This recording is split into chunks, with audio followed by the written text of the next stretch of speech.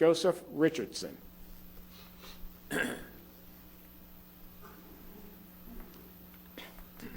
Mr. Richardson, you have 3 minutes, and I just need you to state your name and full address for the record. My name is Joseph Richardson. I'm speaking on behalf of the Central Florida Freethought community. Sir, I just need your address for the record. The address is P.O. Box 621123, Oviedo. Okay, thank you. Okay. Recently, you received a letter from the Central Florida Freethought community regarding your ceremonial invocations. We want to be clear that our organization did not suggest that you do not have the right to include an invocation. We merely suggested that you open yourself up to potential litigation when you conduct it, as you have, in a way that is illegal. Put directly, you are not permitting the citizens to conduct prayers. You are conducting them yourselves, and that is cause for concern. As we indicated in our letter to you last month, in 2 cases so far, Hudson versus Pittsylvania County, Virginia, and Lund versus Rowan County, North Carolina, both demonstrate that the courts oppose prayer offered by government officials. In the case of Town of Greece versus Galloway, the guiding case in this matter, which you cite in your own proposed policy, this reminds us that the town did not discriminate against anyone who sought to offer a prayer. On behalf of all your citizens, we seek to have their voices included as invocation givers and expect the City of Oviedo to regard the rights of conscience of all its citizens in matters as important as religious adherence. Passing this resolution tonight is premature, and we encourage you to deliberate further. Consider the legal implications of the policy, or at least make it internally consistent. Here's what we mean by that. In favor of diversity and inclusiveness, you offer these 2 points.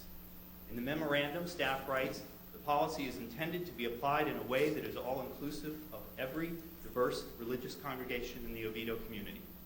And number 2, on page 3, in the 4th whereas, you have, the town does not discriminate against minority faiths in determining who may offer a prayer.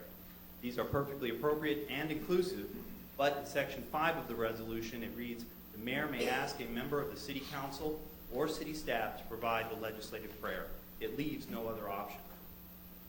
So if you limit who is permitted to offer an invocation to council members and staff, who undoubtedly do not represent all religions practiced by Oviedo citizens, how can you possibly be inclusive of every religious tradition in Oviedo? Will you poll the city staff for a prayer giver to represent the faith tradition of each citizen? We surely hope not.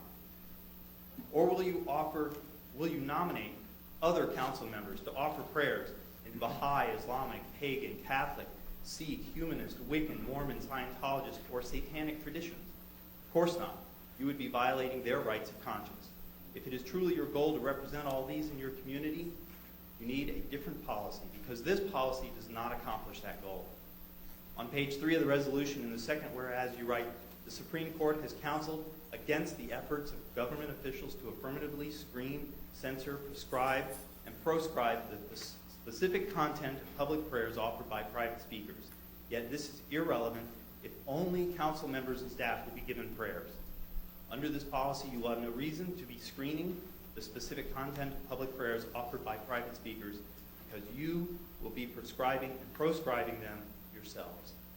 If it is truly your intention to be inclusive, if you really care about the free exercise rights of your citizens and respect the limits on power our founders saw fit to put into our Constitution when it comes to dictating religion to the citizens, then draft and vote on a policy that actually demonstrates your concern for these principles. Thank you. Thank you. Have a nice night. Mr. Groot, for the record, does everything we do meet the letter of the law? Once you adopt this resolution and you proceed in the manner which is outlined in the resolution, I am firmly convinced everything that you do will be defensible and in accordance with controlling law. Thank you, Mr. Groot. All righty, moving along.